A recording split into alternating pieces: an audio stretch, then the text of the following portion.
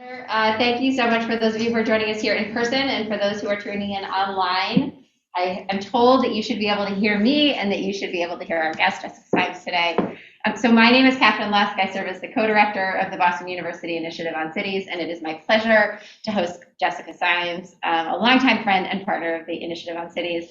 Jessica is officially an assistant professor of sociology at Boston University. Her body of research focuses on racial inequality, mass incarceration, the conditions of prison confinement, and the social structure of cities. She also co-leads BU's new Safety, Justice, and Health Learning Community, which the ISC is proud to support. Symes received her BA from Occidental College and her MA and PhD in sociology from Harvard University. But we're here today to discuss Jessica's recently released book, Punishing Places, The Geography of Mass Imprisonment, which details the consequences of mass incarceration for neighborhoods and communities in the United States, with particular attention to a number of smaller cities here in Massachusetts. And so I thought we would do a few things today, Jessica. My hope was that we would talk about the problem that you identified, some of the data that you use, and a bit about your methods, give us context on what you were really trying to unearth and uncover, and what you learned along the way, delve into the causes, talk about collateral consequences and this notion of community loss that you put forward in the book, and then finally close with the discussion of remedies. For folks in the audience, I'm going to lead the discussion with Jessica, and then I invite all of you, I'll turn to you, I'll invite all of you to ask questions. And then also for folks who are tuning in online, David Gross, who's here with us, will also be keeping an eye on questions. So feel free to submit those via the Q&A function on the Zoom chat. Please come in and join us. Great. Okay. So first, Jessica, I understand you had wanted to do a reading from a passage from the book. So let's start with that. Yes. So I'm reading from chapter 2, which is called The Urban Model. And I read this as a starting point because it's really where the whole book kind of started. This idea that community rates of incarceration tell us something really important about social inequality and racial inequality in the prison system. So in 1979, a group of men incarcerated at Green Haven Prison in New York formed a group called the Think Tank. Together, they published a study called the Non-Traditional Approach to Criminal and Social Justice. Informally called the Seven Neighborhoods Study, this research conducted by a group of citizen social scientists confined to a maximum security prison examined the neighborhood concentration of state prison admissions in the districts of New York City. Eddie Ellis, a justice activist and spokesperson for the Black Panther Party, had been sentenced to prison for 25 years in 1969. He was transferred to Green Haven following the rebellion at Attica Prison in 1971. Soon afterward, Ellis and his colleagues realized that a preponderance of their fellow prisoners in Green Haven hailed from only a handful of very poor and segregated neighborhoods in New York City.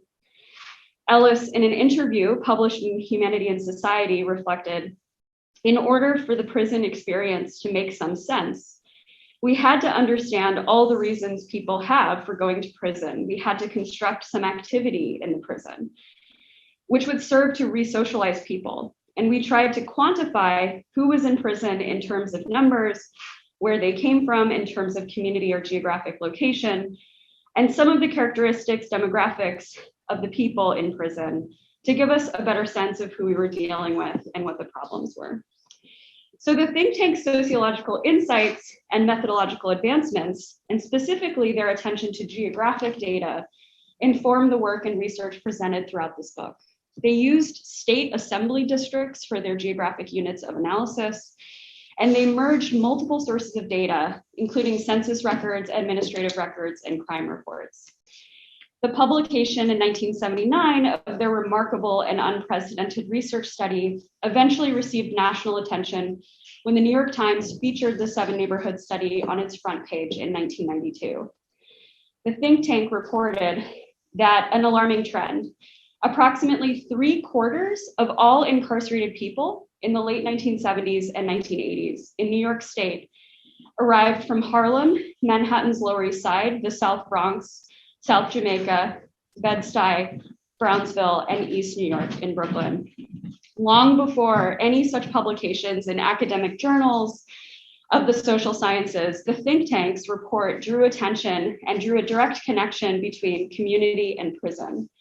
it pointed to the disproportionate rates of prison admissions from these neighborhoods as an indication of the failures of the criminal justice system, and to these 7 neighborhoods as important sites at which to direct policy reform.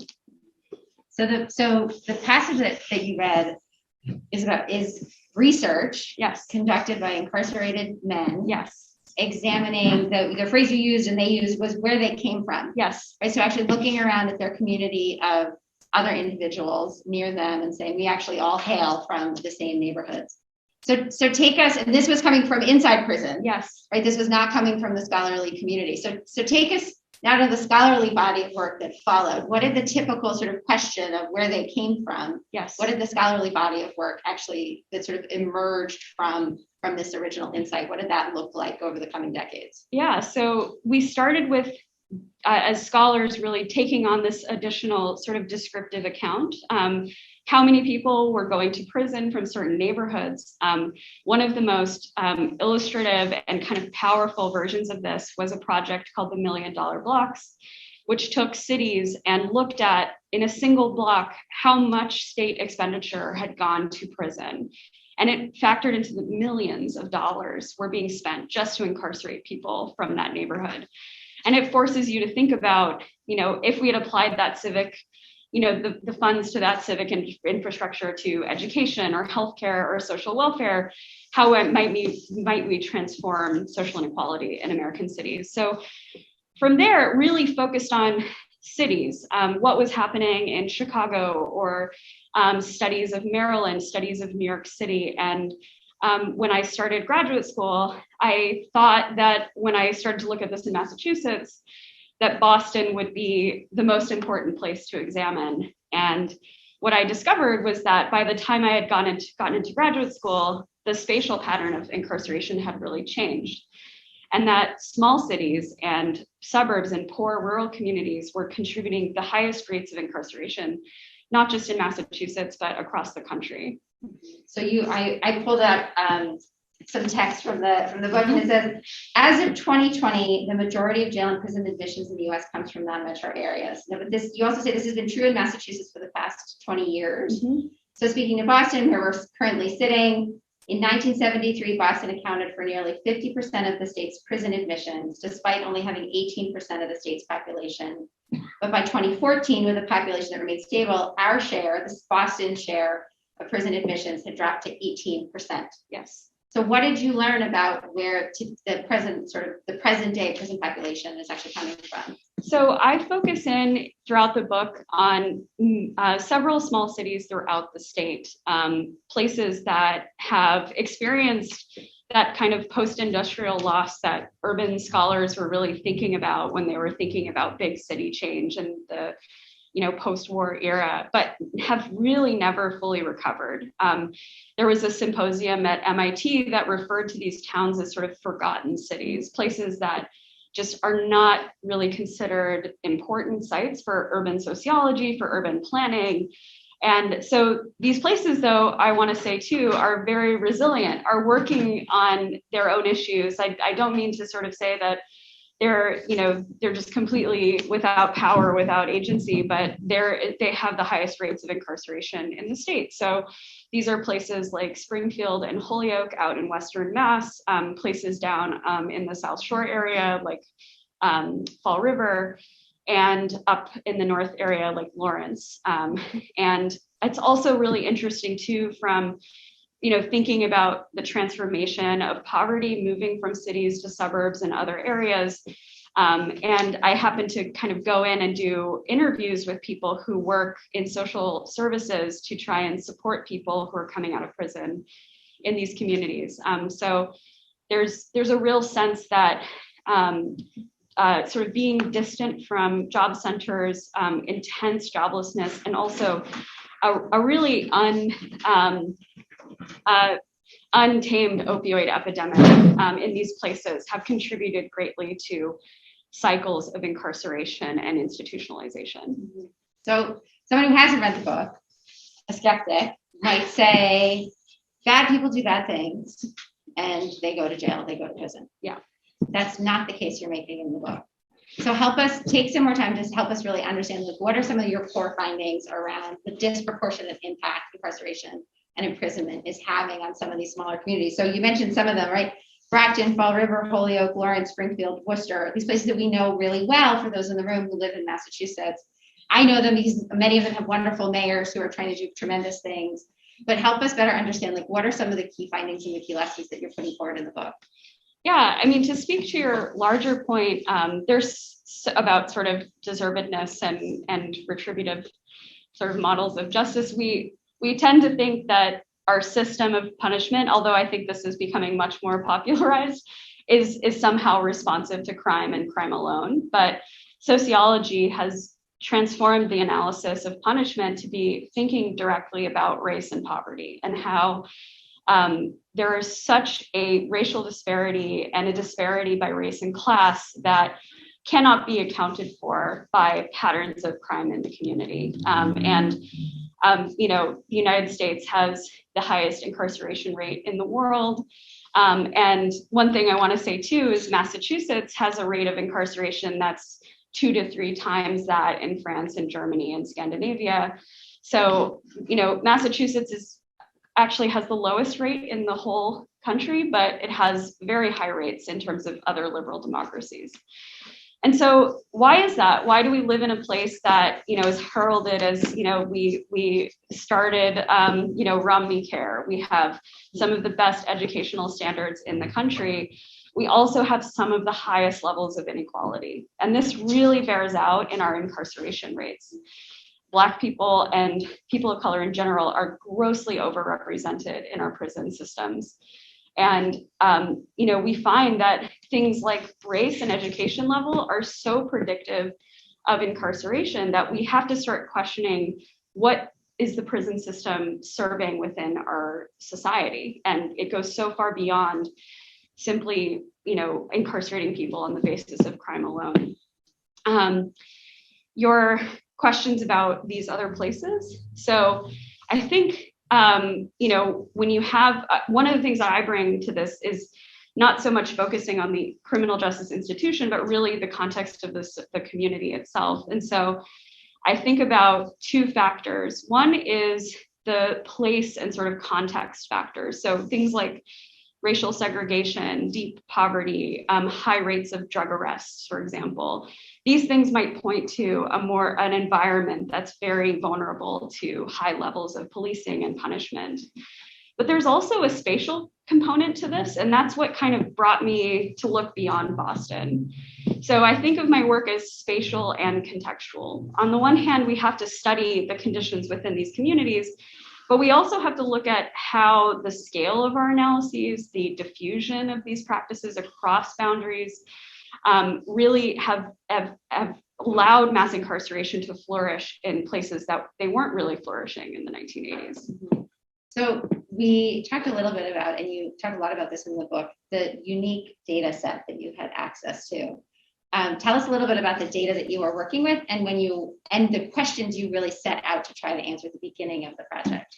Yeah, so I actually, when I was a second-year graduate student, ended up applying for an unpaid internship at the Massachusetts Department of Correction in their research division. And I had to go through a training, and my fellow interns were hoping to end up in corrections. And I was hoping to build a relationship with an institution that collects a lot of information about incarcerated people that is not necessarily studied in a sociological or data science way. And so when I went into my internship, I got access to data that allowed me to explore the addresses that people say was the last address they were living in right before they went into prison. And Massachusetts collects this data for a variety of reasons. Could have, it's informative about where is the deepest need. It's also informative about redistricting. It's informative for a lot of reasons, and it's also very well documented in their data system. And so I thought when I looked at the data, I would see that everyone was coming from Boston, and I saw this sort of really diffuse spatial contribution to the whole state prison system. But address level data on where someone was living prior to incarceration is very hard data to get. A lot of prisons don't collect that data. A lot of times people estimate this information on the basis of where they were convicted by a court. And so that could be really different from where you were living. And also, a court is overseeing a county, and I can actually see down to the block where somebody is living, but also across an entire state. So having access to this data allowed me to take away a lot of a priori assumptions about where people were coming from and let the data tell me the story about mass incarceration today. And I think that's like one of the essential tools of data science, is to learn from the data, as opposed to say, oh, this is going to be a story about Boston and Boston alone. So that's sort of the data story. And even when you delve into, so take us into a place, take us into some of these cities, Springfield, Brockton, Worcester, areas where you see sort of disproportionate numbers of particularly residents of color entering into the penal system in Massachusetts. Take us into some of those communities. Is this evenly distributed? Is every neighborhood in every one of those cities comparably sending people into prison? Right. Or is there uneven distribution even when you get down into these communities outside Boston? Oh yeah. So that's why I think you need the spatial and the contextual, because yes, this pattern has been diffuse across larger geographies, where if you just study one city, you'll miss this whole thing about where everyone else is going. So looking at the data spatially allows you to see those concentrations, but context really matters. So within the cities, it's the segregated, impoverished communities within those places that are experiencing the highest rates of incarceration. And I went to all of these cities that I write about in the book and interviewed people who are working in housing shelters, who do direct wraparound services for people who are doing reentry, people who work directly with folks who have severe mental illness, who have substance use problems. And they told me time and time again that the state views them as not as important, and that the resources are directed towards Boston. Largely because it's our population center, and there are certainly social problems within Boston. In fact, our city of Boston is working very much on trying to build a robust reentry program because it's very lacking. And but the idea that, I talked to someone who was from Worcester, for example, and he's like, we're the second largest city in the Northeast, and we get so little support. And it has a much higher incarceration rate than Boston. So these cities are small. They, one area was told that they couldn't get a housing shelter because there was one in Springfield, but there's no public transportation connecting these two cities. And so, people don't realize that you can't just hop on the T and go and get to the shelter. Not to mention that shelter is serving an area that is so large that they're having to put, mats on the floor to get people a place to sleep. So the conditions of sort of actually not concentration, but dispersion, the space and distance between the services and how people are able to access it. Someone told me that they took a 4-hour bus ride to just get to work from one part of the southern part of the state to the northern part of the state, just to get, minimum wage job. Those are the kinds of things people are having to do. People are having to go out of state to get residential treatment. Or medicated assistant treatment because there's just not enough going on out there. Right. So you're starting to get into the why. Yeah. Right. Why are you seeing these disproportionate rates of incarceration from these outlying communities, from these suburbs, from these smaller cities in a place like Massachusetts?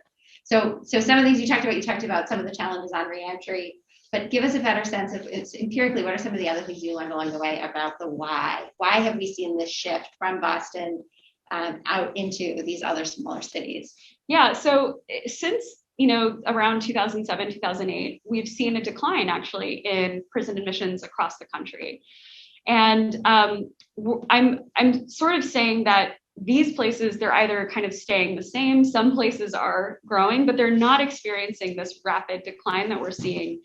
So why is that? And I think there's not one clear specific answer that I would give, but I think there's sort of 3 big areas that I think about. One is the growth and concentration of poverty and joblessness in exurbs and suburbs in small cities. And that's been talked about by, demographers for the last 10 years, and we really need to start paying attention to how criminal justice interacts with these changes to the demography of these places. Another is that there's a huge reform effort going on in urban cities. There's a lot more progressive prosecutors. There's changes to policing practices. We're seeing that large cities like New York, for example, or Boston have some of the lower incarceration rates compared to other large cities because they're making an effort to change. Obviously, those changes could be even greater in all of these places, but we're seeing urban cities kind of being an attractive sort of site for reform. But smaller cities, some of the work that I cite that focuses on like rural prosecutors, they have not participated in this kind of reform movement in the same ways. And so harsher sentencing, especially for things like drug offenses, are kind of becoming more and more of a serious problem in these areas. So I think it's this combination of the concentration of disadvantage in these small places and also the persistence of punitiveness in these smaller communities. So you're saying that even though we live in a state where we're, in theory, all the laws are applied uniformly, yeah, that's not actually what you're observing. Oh, no. And in fact, some of the prosecutors who opposed our state bill in 2018 have some of the highest incarceration rates in their communities. Who have, and we'll talk about this in a little bit, have some of the highest levels of community loss, which is a measure I use to calculate how many years people are sentenced to from a community and how that adds up at a sort of community level of loss. And so, we have to look locally to understand where these disparities emerge. I'm curious about, the book is brand new. But you do, one of the things you point out in the book is that you reference Ferguson, right? And the killing of Michael Brown by then Officer Darren Wilson in 2014. And the media and others draw attention to the fact that Ferguson had 16,000 outstanding arrest warrants and a population of 21,000 people. Yes. Do you feel in part that his death, did it galvanize interest and attention for the action of smaller communities and the behavior of their police departments? Or do you feel like this is an area still where, independent of the book, independent of some horrific tragedies in recent years, are we not paying attention? Are people still not paying attention and really sort of understanding the problem that's happening outside of the large metro areas? Right. I think that especially in the case of Michael Brown, we began a conversation about how the structure of our police departments, being that they're localized, has very, very tough implications for how we can think about police reform. It's not going to be grand federal policy. It's going to have to happen in these local ways. And how police departments are funded, how the state, is involved in that as well. We have to think very locally. But I thought that, at least in my read, Ferguson was a really powerful moment in terms of, people didn't just call it St. Louis, they called it Ferguson. And so Ferguson became an important site for thinking about policing. And of course, the DOJ came in and it actually investigated Ferguson. And one of the things I do in the book is talk about, what cities have actually been under consent decree. It's usually very large cities, but Ferguson actually is one of the few suburbs that has been investigated by the Department of Justice. So one avenue is to start pursuing federal investigations of police departments in other places that kind of are not Cleveland or New Orleans or these larger cities. So talk about, while we're on that point, sort of talk about this national trend. So we've observed certain activity. Is there empirical evidence that Ferguson is not an outlier? Is there empirical evidence that what you observe in Massachusetts, what we see in places like Ferguson, is actually happening across the country? Well, I look at the spatial pattern using county level data from the Bureau Institute of Justice. And we see that for both jails and a little bit less so for prisons, but definitely it's a nascent trend for prison admissions. we're seeing this sort of universal shift from large metropolitan cities having the highest rates to non-metropolitan places and counties, I should say. But something I really emphasize in the book is while the spatial pattern is emerging, the racial disparity is still so profound. And one of the things I do with the county level data at the national level is I look at racial disproportionality. And by that I mean, and this is a very simple measure of disproportionality, and it might even attenuate or undercount or undermeasure how much disparity there actually is. I say, how much of this population is in prison versus how much of this population is in the county. Like, and so if you're 2 to 1, you're 2 times more present in the prison than you are in the community. And so I look across all the counties and I find 3 counties out of over 3,000 where white people are overrepresented by 2 times their presence in the population. And those 3 counties, I'm sure they're really, really interesting sites for thinking about change in our prison system, thinking about what is going on in terms of extreme poverty, perhaps substance use problems among sort of very, very marginalized white populations. But I look at that same metric for Latinos and I find 80 counties where they're 2 times represented in the prison population than they are in their county population. But for Black disproportionality, there are 1,200 counties in the United States that are represented by 2 times or more. So this is a methodological, but also a theoretical point, which is even in a context where incarceration is spreading to small cities, which means, you know, a much more, probably a higher presence of white population, racial disparity is still the fundamental trend. Mm-hmm. There's no way for me to compare an environment where 3 white counties have a disproportionate, 2 times its population and 1,200 for Black population. And there's so many scholars who've said this, and I would start with W.B. Du Bois, who said to compare white and Black environments is to sort of completely miss the structural environment in which people are living. The same argument was made by William Julius Wilson when he looked at poverty. Similar arguments were made later about violence, and that we cannot even begin to say, well, how do these things differ in white and Black communities, because the racial structure is so fundamentally profound. So as a national, sort of scale, to answer your question, it's sort of, yes, this spatial pattern is happening, but racial disparity is still the fundamental trend. So I want to go from that incredibly important point to talk about what these communities are losing. Yes. Right. Those are lives. They're statistics, but behind the statistics are people's lives. And so talk to us a little bit about the notion that you put forward of the sort of collateral consequences and this notion of community loss. If these are individuals who are losing time in the community, time to work, time to have families, time with their families, and there's this aggregate notion that the community itself is also losing something with their absence. Yeah, so this is where I would say I get a little bit radical in my book. And by that I mean, I say that we should actually be able to measure, and if we are very explicit and can define our normative commitments, those can be actually placed at the heart of our empirical analysis. We don't have to have this sort of empirical analysis and then say, I think it has something to say about these potential normative commitments. We can actually say, we have a normative commitment to full membership in American society. And we can measure that by saying, are people here or are they not here? Are they able to participate in politics? Are they able to participate in the labor force or not? There's a way to actually measure that. And what are, sort of doing away with sort of this idea of retribution, what is the prison system doing in terms of our normative commitments?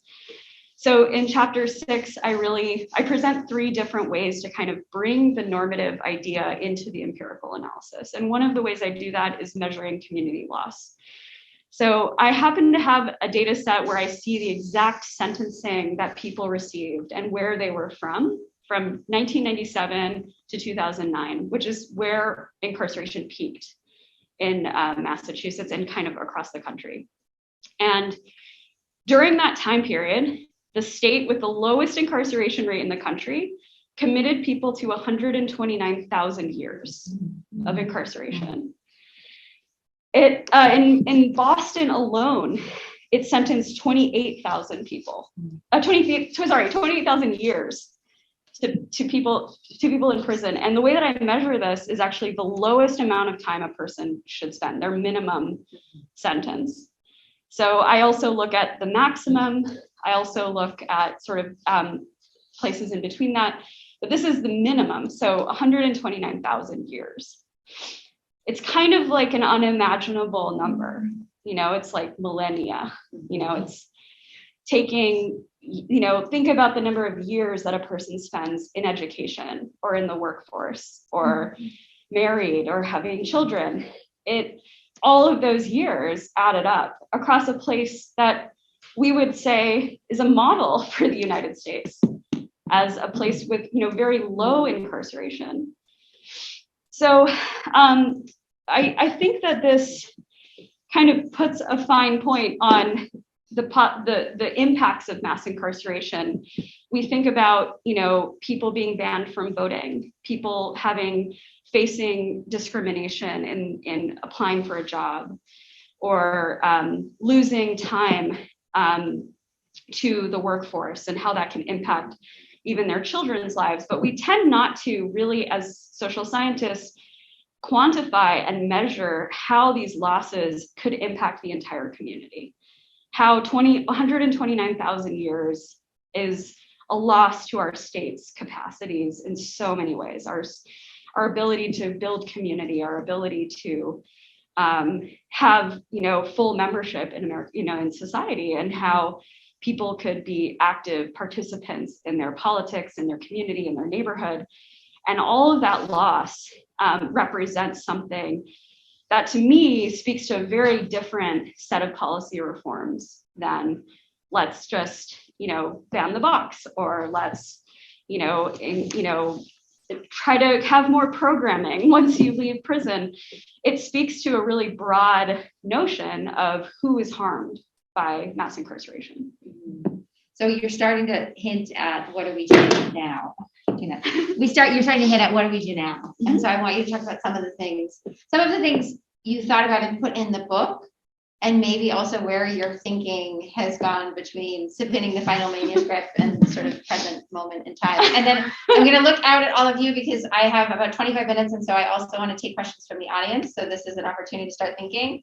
And then also to the folks who are tuning in online, please feel free to submit questions to David and he can read them off for us. Yeah. Where do we go now? So when I was writing this book from an office just around the corner, I was thinking a lot about reform. And then I started to think about what it would mean, what reform means in the context of the community level impacts of incarceration. We have to look back. We have to look at the intergenerational effects of mass incarceration. We have to look forward at how we continue to incarcerate in a racially disparate and very high, historically unprecedented and globally unique way, and how that will continue to affect kids and future generations. And it just points to something so much more broad than a single, sort of, if we just eliminate these types of sentences, or we just, stop incarcerating this one population. It's asking a very deep question about how we could restructure society to kind of render the prison as having the smallest possible footprint at all, if at all. And I think that thinking about this sort of looking back, looking forward, looking now is pointing to a kind of justice that is necessarily reparative, that requires a commitment to not repeating the harms of mass incarceration, that quantifies more, even more than I am, how neighborhoods, communities were harmed by all of this loss, by all of this, and harshness too. This is 129,000 years of being in a very harsh setting, that has been shown to be extremely harmful beyond economic and social outcomes. I know people lose life to the prison, mortality, a chronic illness, chronic pain, mental illness. So I think about, making a serious commitment to reducing the footprint of incarceration. And that sounds very broad. It sounds a little bit like abolition, but I'm sort of saying that in order for us to truly if we are going to take seriously, as all scholars in this literature have, that the harms of mass incarceration cannot be, do not outweigh any possible benefits. We have to significantly and quickly reduce the prison population, and doing that in a way that will take a lot of courage and a lot of effort from our elected leaders and people who are in power. But I also think that a lot of the community itself has the answers to what public safety and justice could look like for them. So I'm going to pause there and turn to folks in the room who have questions teed up for me. Yeah, David, Lucy, go for it. So this isn't my area of scholarship, and so maybe this is a really naive question, but what does reparative justice mean? Can you make that a little bit more tangible in practice? What is that? Yeah, absolutely. So reparative justice is a model of justice that responds to state-sponsored injustice. So when a state acts in a way that harms its citizens in a systematic way, we look to different models of how we respond to it as a society. So some societies that look at, the effects of forced schooling on Indigenous populations have used truth and reconciliation. Let's tell the truth. Let's honor the truth. Let's name the truth. Let's come out and say what happened. Reparative justice is a very, specific model in which we often focus on the concept of compensation. That's sort of the focus. When we think of reparations, we think of compensation. But reparations is so much more broad than that. It requires a naming and an acknowledgement and sometimes an apology for what has happened.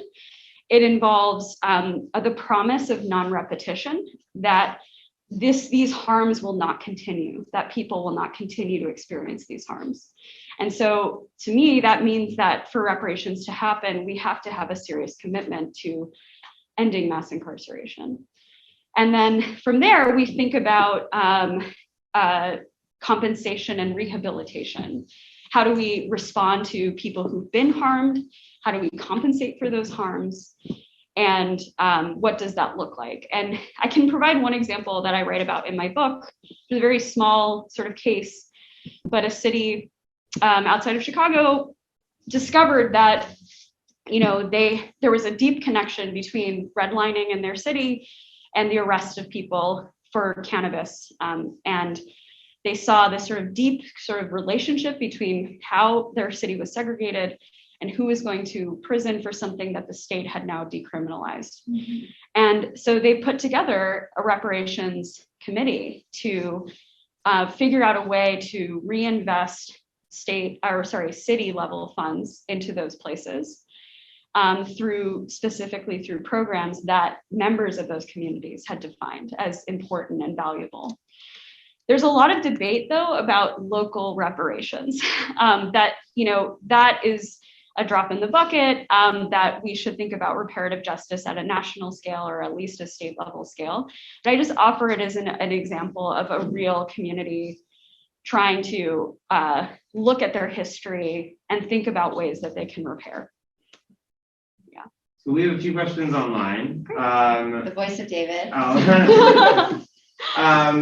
So Carol writes, I'm curious about how your book extends the findings found in John Eason's 2017 book, Big House on the Prairie, Rise of the Rural Ghetto and Prison Proliferation. Yeah, so wonderful book. And John is a collaborator and close friend. John, I think, was a huge inspiration for this work, and his work, in my mind, which is very capacious, but is focused in on how prison building and prison proliferation, the building of the physical built environment of the prisons, transformed the political economy and racial structure of rural communities. And he shows this really fascinating thing, which is that you would think that, this sort of very stigmatized institution would not be desired in a community, but communities actually really fought for and wanted to have this because it provided jobs, it created a sense of stability. And so he does this really powerful mixed methods work of looking at ethnographic research around those communities, specifically looking at the state of Arkansas. And so I think of our work as really complementary. He's looked at this as well, but I really focus on who's going to prison. I think he's really focused on, at least in that book, how the prison as a physical institution, as a source of labor, has transformed rural society. We've got a couple more. Sheena writes, I have a question regarding the variables of incarceration you focused on in your work. The latest trends show probation and parole as the biggest contributor to incarceration, such as technical violations. Is this a variable, this specific supervised population, that you have done similar contextual and spatial analysis of in Massachusetts or elsewhere? It's a great question. I specifically focus on prisons because I think of prisons as kind of the deep end of the long trajectory of the criminal justice process. You go from arrest to charging to, all the way through the court system into, going into an institution. And the experience of being under supervision in the community is really understudied, especially in this sort of spatial kind of way.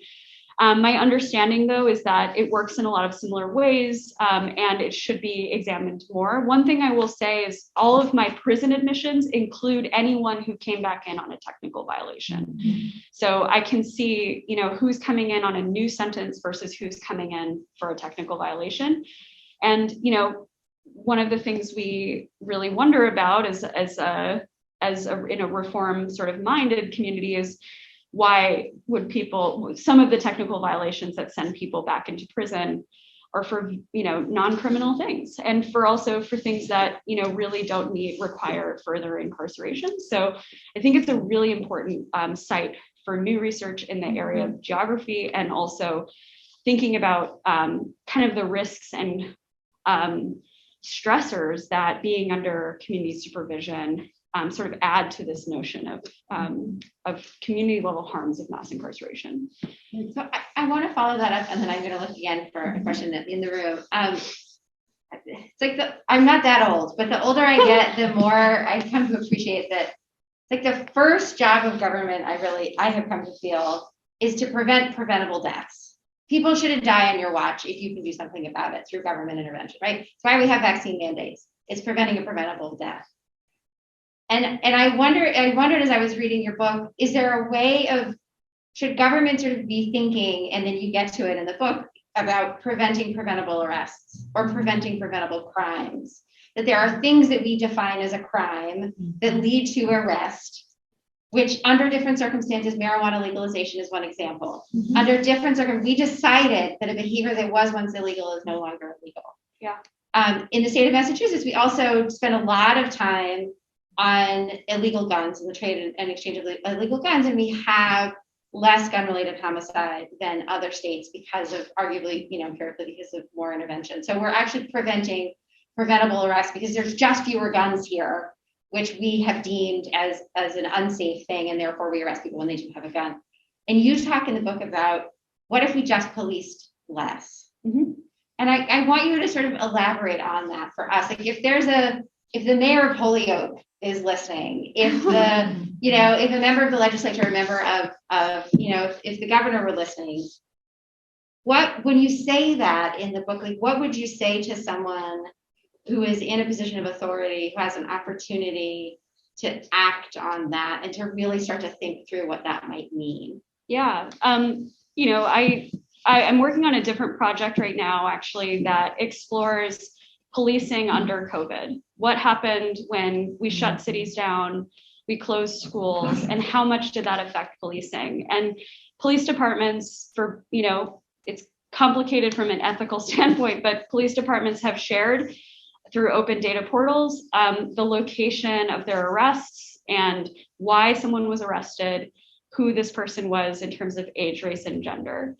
And one of the biggest lessons for me is just coding that data and seeing what are the reasons people are getting arrested, even in the context of a pandemic. I had 4 children I look at 4 different cities, 4 children under the age of 9 who were arrested. And I had someone who was arrested for something called annoying. Arrested. They weren't stopped, they weren't cited, they were arrested. I don't know what that means. It could be something around nuisance, it could be something around trespass, it could be something about noise.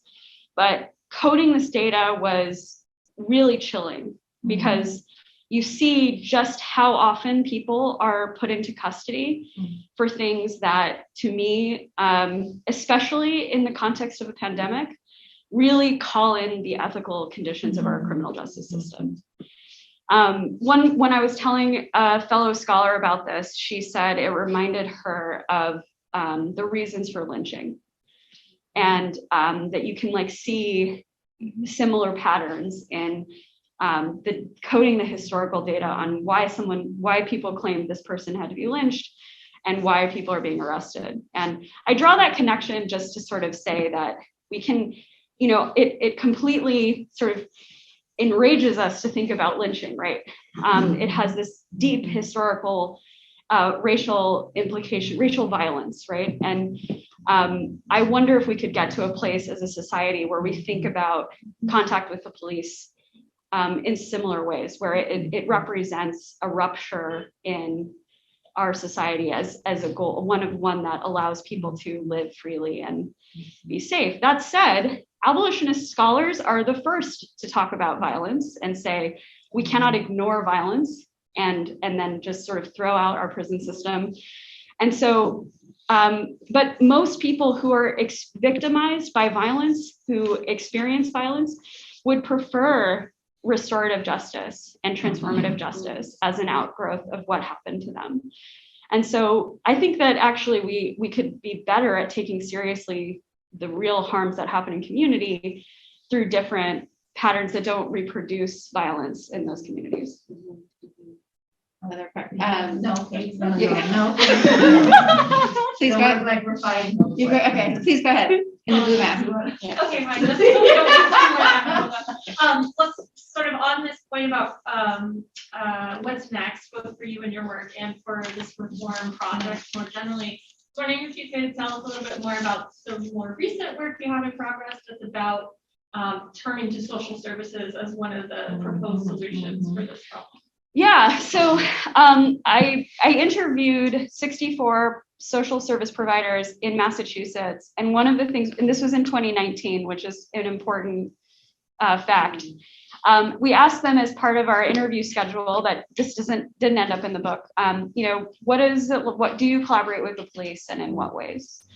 And aside from about 10 or 11 people, all of them said that they directly collaborate with the police. And they do that because it's an absolute necessity. The police collect valuable data. The police are, very aware of where populations are. One person told me they call the police to give someone a ride to their job. And so the small communities actually rely on the police as this sort of spoke, the part of the spoke that is in the center. I don't know what that's called. They're serving this purpose to kind of connect all of these resources. But also there are major funding incentives. They're like, oh, well, there was a grant and they wanted us to work with the police. And, there are really, really great models in social work around wraparound care and continuity of care.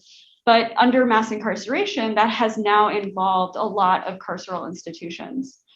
And I think we have to think through the consequences of that and try to understand what it means to have, significant patterns of surveillance in our care processes. And so that's a paper that I'm working on now that was part of this book project. And I think, I'll add, Will, it's something we've seen in interviews with mayors, even in asking them questions about where do the individuals who serve your homeless population sit? Yes. And more often than not, you're hearing that it's in the fire department and the police department. Yes. And it's in the absence of health-related infrastructure that we forget many of these small communities don't have health infrastructure, don't have social service infrastructure, don't have all that well-funded kind of apparatus. Yeah, some of the best and most accurate data on overdose locations and overdoses are with the police. And so that's like a direct sort of, we're giving, I think COVID, and in this case, and I said 2019 because of course 2020 happened, and I really wonder if both some people have changed their orientation or if how they would talk about this orientation would have changed. But under COVID, we saw this expansive role of police to police social distancing. They were basically enacting our public health ordinances. And so that was just what we had to do. And it says a lot about where police sit in our civic infrastructure. Person here, and then the gentleman in the back. Yes. So because I'm such a big fan, I'm gonna throw out 2 questions and you choose which one you want. So the first, your earlier work, which I found really it informed me so much on solitary, because I really love this question of not just how many people we lock up, but how we lock up people. And then you have done so much on the geography of punishment. Is there a geographic effect of solitary? And so that's question 1. Okay. 2, you can have your choice. Door number 2 is in your work, because you have such a scope of the sort of the big data picture. Is there an implication for just the data poverty of these communities? And what I mean by data poverty is that the carceral state becomes so large of a pie of even the data we track that we also basically, it's almost like our responses to social problems become incarceration, because we actually don't have a data nourishment about the other things in communities that they actually need. I mean, these communities aren't even really giving the data about themselves. No. So those are your 2 to choose from. Those are. When you're responding, actually, I realized that the folks online couldn't hear. So as you respond, They take can your question. They can hear that one. They can hear that. Okay. So the first question I'll answer quickly, which is I haven't studied the geography of solitary, but I will say that my work is very interested in characterizing punishment, not just as a mark of a criminal record, but as a severe, violent, and harmful experience. Whether you're in, a minimum security prison or maximum security prison, you can be exposed to some of the harshest conditions.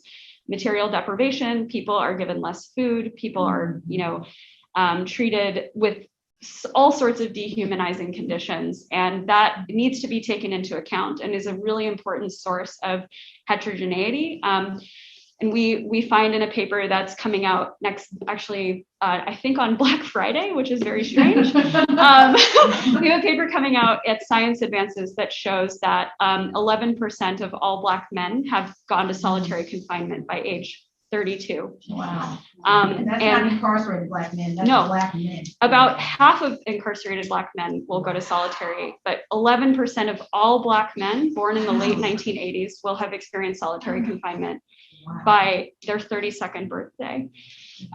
So I believe that there's a massive geographic disparity to that. It's harder to study, but it's something that we'd be interested in looking into.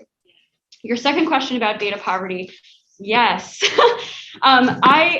We had a really interesting discussion actually about what it means to use criminal justice data to study these experiences of community loss, of harm.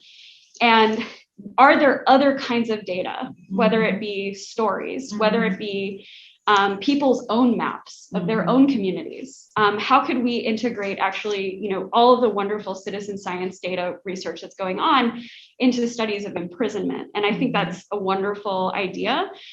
My reason for using data on the state and from the state is a lot of this data is just data entry that somebody's doing at an office and doesn't really realize that this is really informative about state practices and how the state is making decisions. And you can't really capture that well in survey data or in data from the community. So it's a super unfortunate thing that we have focused all of our efforts on administrative data. I think the most exciting work is, we've seen geographic ethnography. We're seeing work that's like actually trying to go into the community and create new measures of resilience, of survival, of exposures to the criminal justice system, and also the subjective experience of the criminal justice system is one that's dehumanizing and racist. Yeah. I want to take a question in the back, and then I'll turn to you, David, if there's one other One question we more. can have for closing out. But please go ahead. Sure, thanks. So I wanted to ask about sort of the political will, I guess, for substantive change. Yes. And in particular, I'm thinking about that there are two ways to change things. One is, saying arrest people less or find these other avenues, right? Use sort of justice, things like that. But that's discretionary, right? Where biases can leak in, where maybe it's being implemented in this community, but not this other one, right? Yep. So that seems like a problem. The other is change the law, right? Having marijuana is not a crime anymore. So even if you want to, you can't. And the reason I'm asking is because, and this isn't my area, but my understanding from people like John Fath is that violent crime has to be addressed, right? If we want to actually have sort of a real dent in this. Yes. And I wonder how, right, okay, well, we're changing it. So here's this violent crime, but you can only be fined, or you have to go to this class or something like that, is going to actually be accepted in communities. And I ask this because, we see this a lot. I support housing, just don't put public housing in my wealthy white neighborhood, right? I want the homeless to have resources, but don't put their shelter where I live. And so I wonder if there would be a similar issue here where I want, the carceral system to be changed, but if somebody, does a violent crime in my community or me, I don't want them just to be fined or have to go to a class, right? Right. So before you answer that, I want David to read off the last question as well, so that we can just barely fit in both of them. So the last question is from Noah online. How does the spatial trend in incarceration rates relate to broader movements of population, such as gentrification and the movement of people of color into the suburbs? Yeah, great questions. Okay, so I think I'm going to say the first question into the microphone, which is, I think the crux of your question is, what is the political will to make these kinds of changes, especially if we're taking seriously violence, right? Yeah. Is that kind of capturing your question? I fully agree with the perspective that, and I talk about this a lot of the sort of social control scholars think that this prison system is 100% completely independent of any sort of crime. It's purely a system of social inequality. And the urban scholars are saying, well, there's actually a really strong spatial relationship between violence and incarceration. And we should think about violence as an important predictor of where people are coming from when they go to prison. And so I try really hard to kind of thread these two things together, which is what portion of the punishment system is responsive to violence and what portion of it is responsive to social inequality, and how can we sort of think about that? And I don't have a very satisfactory answer to your question, because this is, I think, what we're all debating, we're all thinking about very much right now, which is, what does reform look like? How do we reform and sort of be transformative in our thinking? And I said this before, and I'll say it again, we cannot think about prison reform without fundamentally centering violence and harm in the community as a real lived experience that has serious effects, just like state violence. And we can't conflate the two, though. And those are different kinds of questions of justice. Like I said, there's sort of state-sponsored injustice, and then there's community-based violence, interpersonal violence. And I think, I want to have the next conversation, which is, what does it mean to respond to violence without just creating a new system that adopts the same footprint of the current prison system? And that is a harder and requires a lot more creativity and probably involves a lot of people who aren't in this room right now, who are from the community themselves, who've been exposed to violence. And those people are systematically left out of conversations of reform. And so that to me is like kind of the next step in this debate about, well, what about violence? It's like, okay, well, how would we take that seriously in this conversation, and who's missing from that conversation? The question online, I think that the movement of populations to suburbs, and especially the concentration of poverty into suburbs and small city areas, is a fundamental part of this trend that I'm seeing. There's this sort of huge change in sort of the livability and desirability of living in big urban cities. We've seen the radical, I wouldn't even use the word gentrification, it's like a fundamental radical change in what communities of color are experiencing now in terms of changes to housing and housing costs. And we're looking at something where, you know, people aren't wanting to live in suburbs anymore. People are removing their capital and their wealth from those places and moving back to cities. So I think that is a big part of it. Also, a lot of the work that I did with the Latino populations in my data, it's actually the small cities that are really, really important. So these are kind of important, what the immigration scholars call new destinations, where immigrant populations are moving out to small cities, and then that is kind of producing this growth in Latinx communities in our small cities, and that is where the highest rates of incarceration among Latinos are. So I think thinking about beyond the black-white binary, how race and space are connected in the context of mass incarceration. Yeah. We are going to end on that note, and so that we can end almost on time. And I just want to say thank you so much to Jessica. The book is now available. Yes. We think that there are copies available because it's a tough thing to get your hands on. But Punishing Places, and thank you so much, Jessica. Thank you. And thank you so much for an important body of work. And I'm so excited to see everything else that comes next. Thank you.